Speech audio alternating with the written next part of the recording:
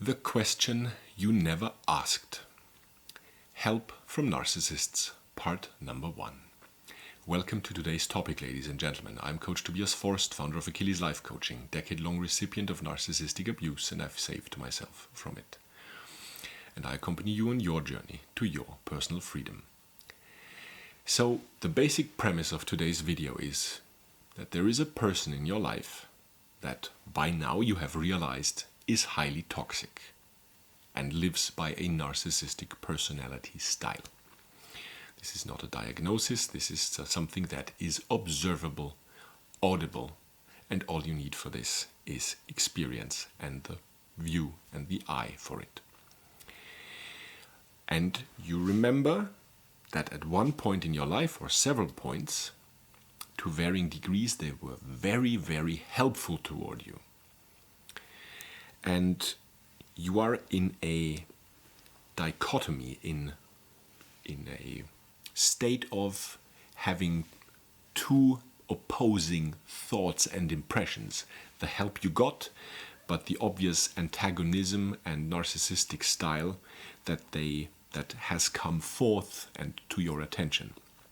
How does this match? How can they been of help at some point in your life? So you ask yourself, why did he or she help you at that point to that extent? Would a narcissist really help you? And now we're getting into the dangerous question territory from you toward yourself.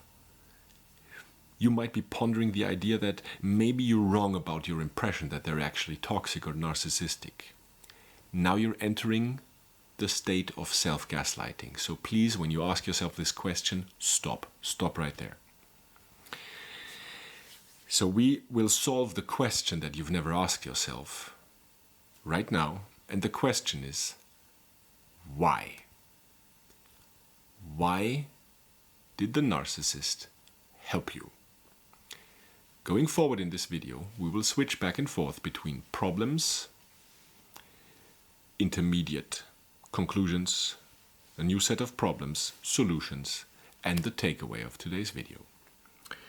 So you might be asking yourself, you're asking yourself right now, finally, that question of why. Why are they a pillar in the community?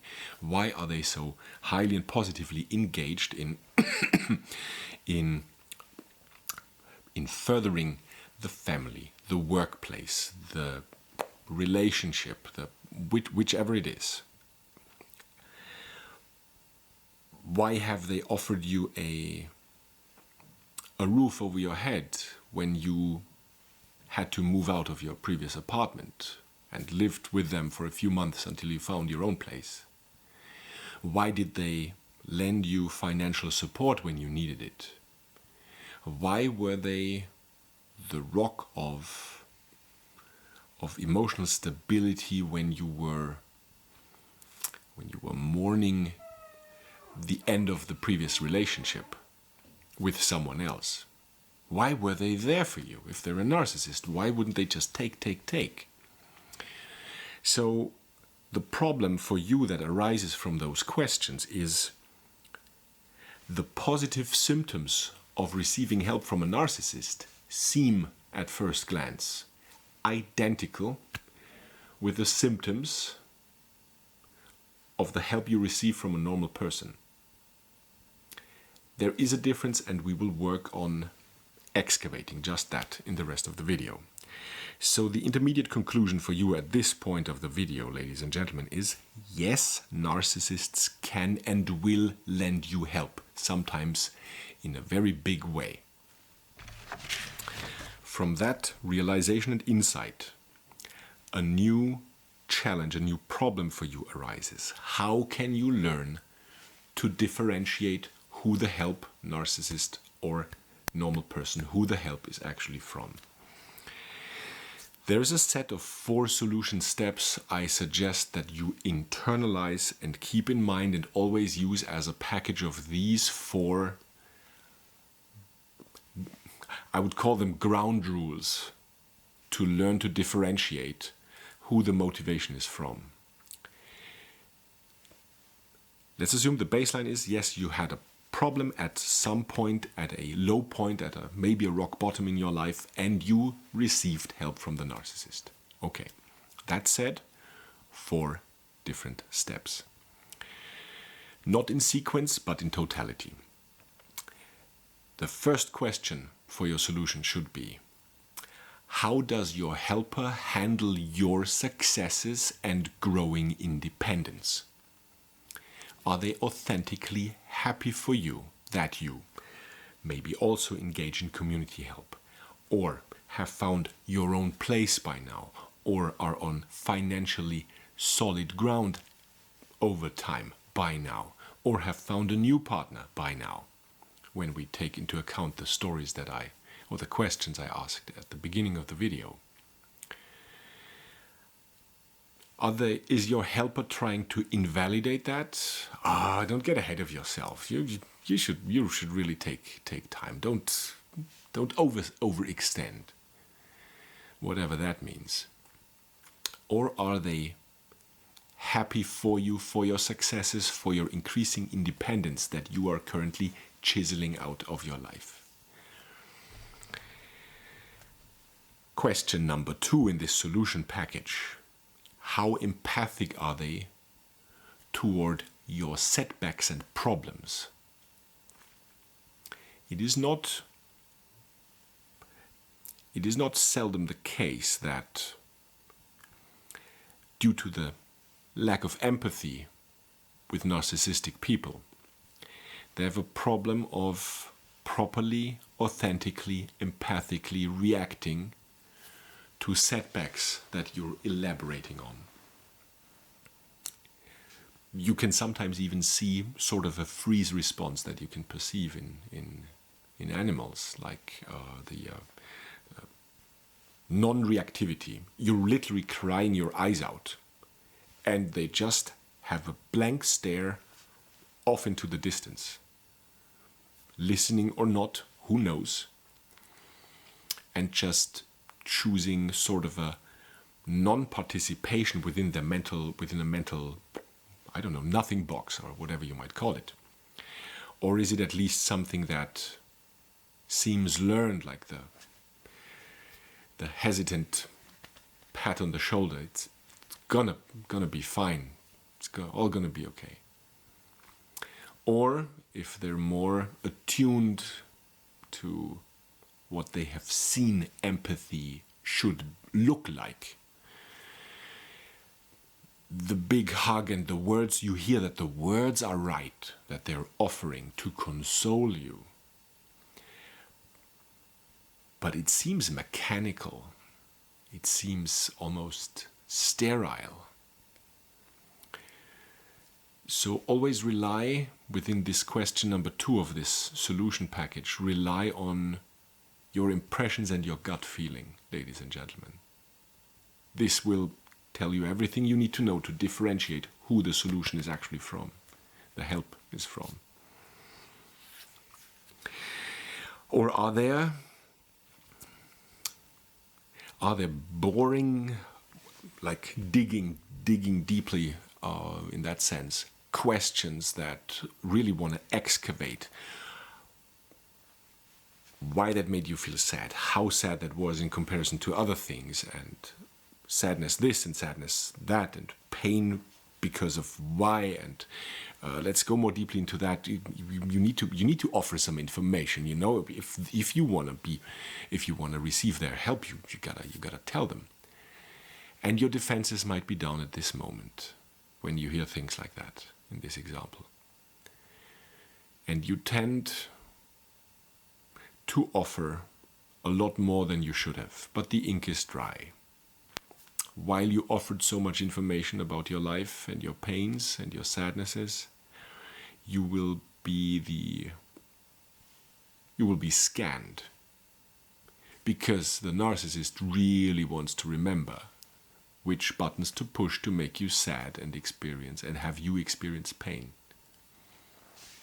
Step number 3 within this solution package is, you require 2 things. You require the utmost vigilance and attention. The Egyptian concept of the god Horus, pay attention. tension, ladies and gentlemen. And no one said it would be easy, but regardless of how down and sad and pained you might feel, your radar must not be less active than your standard attention level. You really need to pay attention, especially when you're at a low point.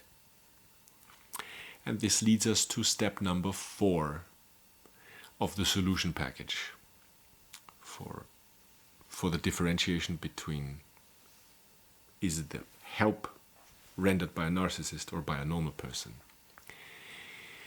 Is there at any point any information that you gave them that might be pain or sadness related, intimate relationship related, job related, financially related, whichever it is, will or is at any point anything being used against you and or shared with people that you did not share it with?